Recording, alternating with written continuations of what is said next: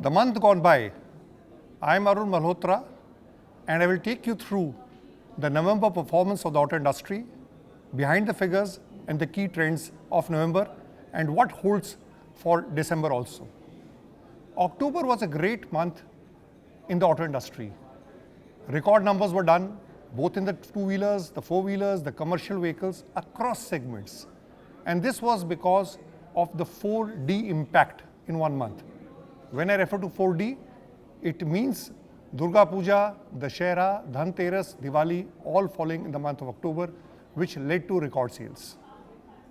The apprehension was that with such high sales in October, November's billing to dealers and also sales to customers would be in the lower side. But this has not proved to be correct. November is not as good as October clearly, because dispatches are down by 10 to 15%, but it has stood fairly well. Two things have happened. Clearly, the production supply chain issues are behind, and models which were in great demand, the pull for them is still there and companies are able to gear up production. So if we look at passenger four-wheelers, the billing has been 3.22 lakhs, which is again for the 8th month in succession crossing the figure of 3 lakhs, and the retails have been in the region of 2.7 to 2.8 lakhs, about 20 to 25% lower than last month, lower than October, but still substantial. But one of the big highlights has been 2022 year is going to be a record month for four-wheeler sales. And as we head to this financial year, we are talking of a figure of 3.8 million. So let's look what happened in November in the passenger four-wheeler. One is the marriage season was in full swing, which has helped sales. As I mentioned, production has been good. Availability of models which are in short supply was good. So pending booking has got depleted. And with production picking up and booking getting depleted, customers don't have to wait for a longer time. But key trends which are emerging, which are pressure points, is whether it's a hatchback, whether the sedan, whether the CNG vehicles, they are all coming under pressure. But SUV is a shining star still in November, will continue in December. The contribution of SUV is to the tune of 42% now of the industry.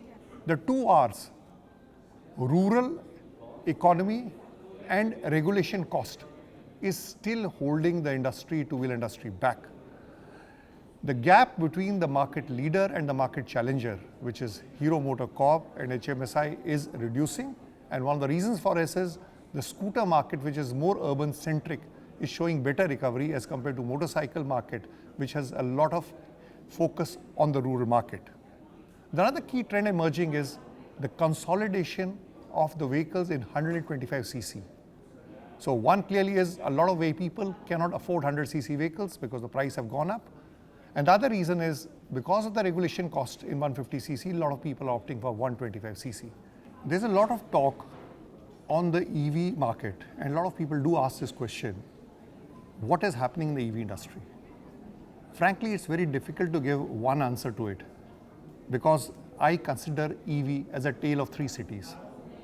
And why I want to say this is 150 years back, Charles Dickens wrote a novel, A Tale of Two Cities.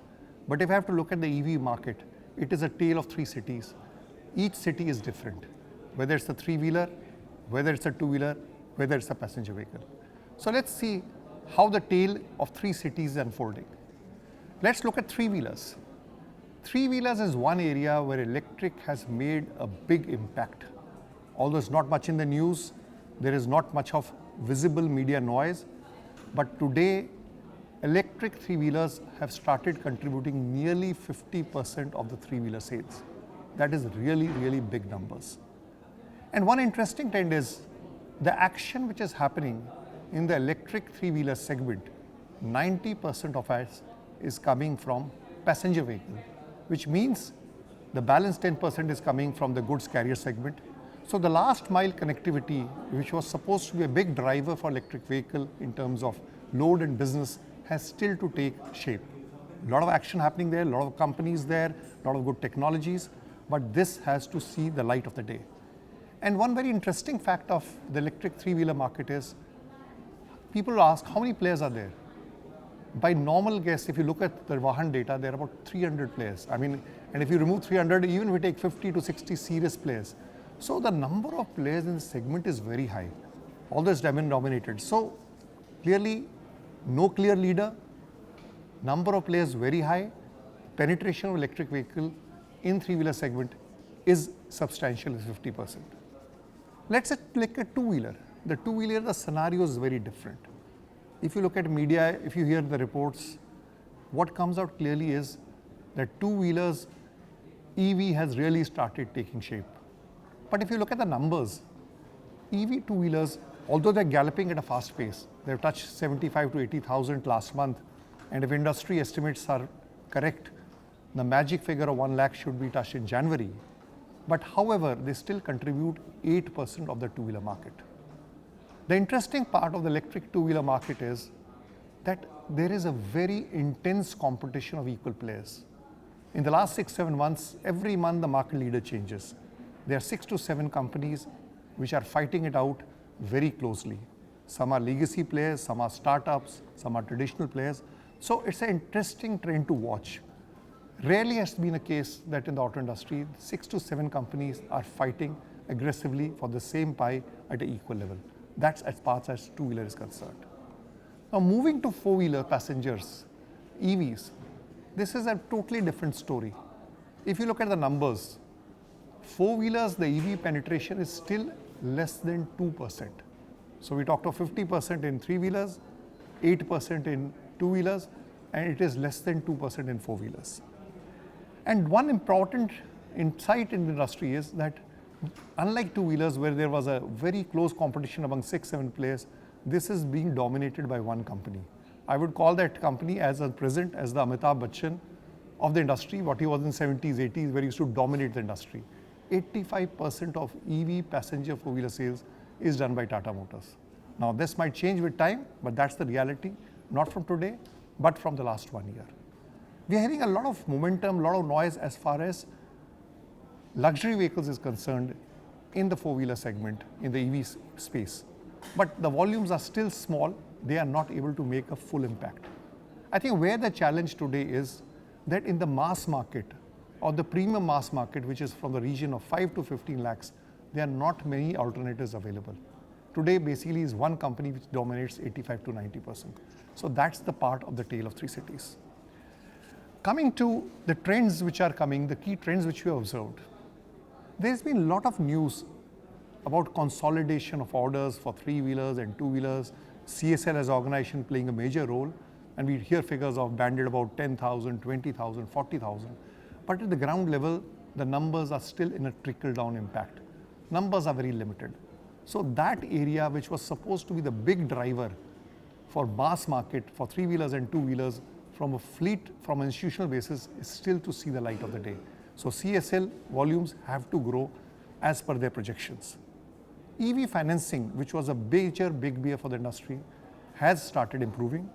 A lot of conventional finance companies and also the tech finance companies are playing a major role.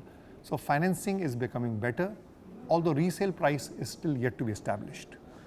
The other thing which can impact the industry as we go ahead next year is the near stricter norms which are coming across. Three-wheelers, you have the entire norms coming on battery, charging. In two-wheelers and four-wheelers, there are different norms coming because of CAFE norms, driving conditions. So these will put a lot of pressure on companies to change fast in their technology, in their initiatives, and also may raise the price. So that's a question which will happen. Now coming to December, let's look at what December holds. If you look at the newspapers in December, most companies, even in four-wheeler segment, have upped their discounts deal. A lot of products now are available on promotions. And if you talk to dealers, probably even more would be available. December ideally is a month where most companies try to maximize the retails. They want to start the new year with less vehicles of December, so you'll have a lot of incentives available for customers, both by the companies and might be also at the dealership level. And so the industry is talking of reaching much higher figures. But having said that, four-wheelers still will dominate and they will still do well, even this quarter, next quarter, but two-wheeler still is on very sticky grounds. Commercial vehicle market clearly is improving. The double-digit growth is to be seen, but still nowhere near the 18-19 figure. So let's see what holds true. But December is going to be a month of low company billings, but very high retails driven by company schemes. So that's what all we have for today. We'll meet again as we see the year closing in the first week of January. Thank you. Goodbye.